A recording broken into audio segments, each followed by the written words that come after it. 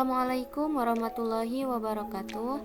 Perkenalkan, nama saya Dewi Silvi Wulandari dengan NIM 209222287 dari kelas AB 10. Di sini saya akan mencoba mempresentasikan tentang manfaat dalam berkomunikasi untuk memenuhi salah satu tugas ujian akhir semester mata kuliah komunikasi bisnis dengan dosen pengampu Ibu Dr. Nur Jamila, Sarjana Administrasi Bisnis, Magister Administrasi Bisnis.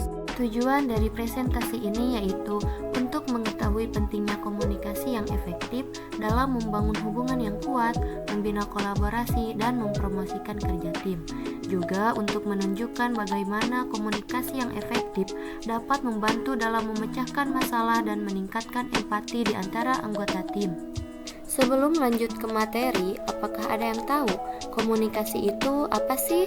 Komunikasi adalah proses penyampaian informasi, ide, atau pesan dari satu pihak ke pihak lainnya yang dilakukan melalui berbagai cara dan media.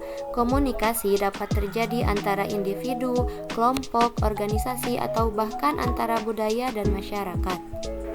Nah, setelah mengetahui pengertian komunikasi, sekarang kita lanjut ke manfaat dalam berkomunikasi. Yang pertama yaitu membangun hubungan. Hubungan yang sehat hanya dapat dibangun dan dipelihara melalui komunikasi yang efektif. Jadi, membangun hubungan di sini merupakan proses yang kompleks dan dinamis yang melibatkan interaksi antara dua individu atau lebih dalam membangun dan memperkuat ikatan antara mereka. Salah satunya yaitu dengan keterbukaan. Membangun hubungan memerlukan keterbukaan dan kesediaan untuk berkomunikasi, berbagi pikiran, dan mengungkapkan perasaan, sehingga pihak-pihak yang terlibat dalam memahami satu sama lain lebih baik. Yang kedua yaitu kolaborasi dan tim.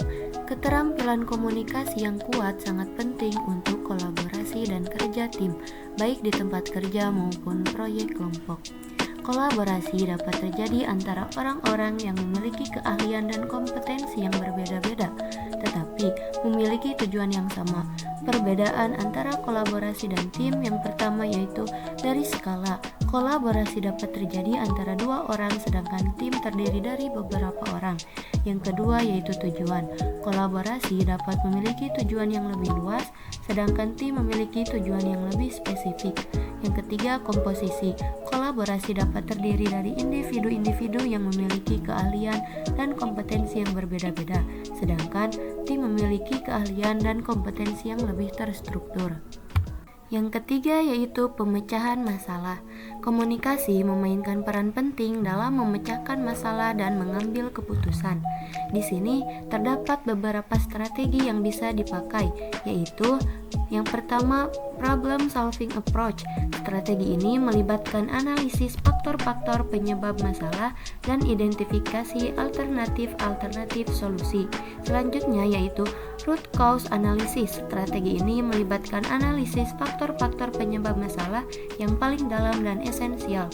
Selanjutnya yaitu brainstorming. Strategi ini melibatkan diskusi kelompok untuk menghasilkan ide-ide solusi. Yang selanjutnya yaitu mind mapping. Strategi ini melibatkan penggunaan diagram untuk mengorganisir ide-ide dan hubungan antara mereka. Yang terakhir yaitu SWOT analysis. Strategi ini melibatkan analisis kekuatan, kelemahan, peluang, dan ancaman untuk mengidentifikasi faktor-faktor yang mempengaruhi masalah. Dan yang keempat yaitu meningkatkan empati. Komunikasi yang efektif tidak hanya memerlukan pengungkapan pikiran dan perasaan sendiri, namun juga pemahaman dan respon terhadap pemikiran dan perasaan orang lain.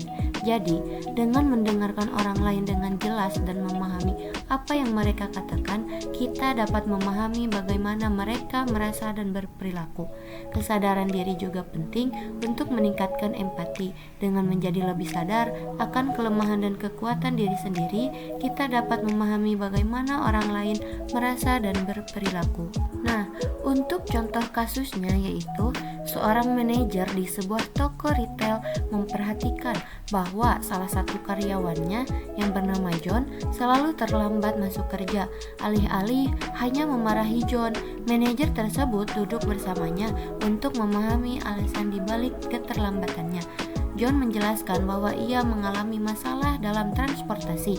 Manajer tersebut menawarkan bantuan untuk mencari solusi, seperti menyediakan mobil perusahaan atau menyesuaikan jadwal kerja. Hasilnya, kehadiran John membaik dan konflik pun terselesaikan.